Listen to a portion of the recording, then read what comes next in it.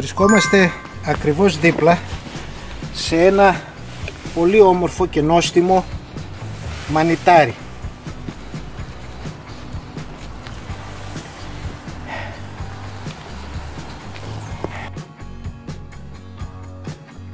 Οι ανάκλυφες ζώνες που βλέπετε χάνονται κατά την ορίμανση. Το πόδι είναι λευκό με ρόδινες ή κοκκινοπές αποχρώσεις. Ξεκινάει με μια βολβώδη βάση. Έχει δαχτυλίδι. Είναι συνήθως λευκό, κοκκινίζει στην ωριμότητα. Στο καπέλο πάντοτε θα παρατηρήσετε λέπια. Τα λέπια αυτά έχουν χρώμα ή κόκκινο καφετί ή γκρίζο. Καμιά φορά μπορεί να είναι και γκριζορόδινα. Είναι τα υπολείμματα του ολικού πέπλου.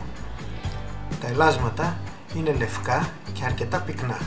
Είναι ελεύθερα. Στην ωριμότητα κοκκινίζουν ή κοκκινίζουν ακόμη και όταν πληγωθούν.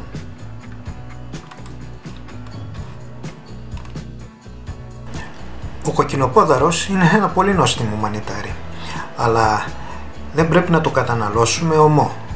Περιέχει κάποιες τοξίνες, τις αιμολυσίνες. Αυτές καταστρέφονται σε θερμοκρασίες από 70-80 βαθμούς Κελσίου, άρα το τρώμε πάντοτε καλομαγειρεμένο σε υψηλές θερμοκρασίες. Η οικογένεια των αμανιτών έχει μανιτάρια τα οποία είναι πάρα πολύ επικίνδυνα. Ένα από αυτά είναι και η αμανίτα υπαθερίνα, δηλαδή ο πάνθυρας. Αυτό μοιάζει πάρα πολύ με τον κοκκινοπόδαρο, αυτό το μανιτάρι που παρουσιάζουμε εδώ. Η διαφορά τους είναι ότι δεν κοκκινίζει και ότι τα λέπια στο επάνω μέρος, τα υπολείμματα δηλαδή του πέπλου, είναι λευκά.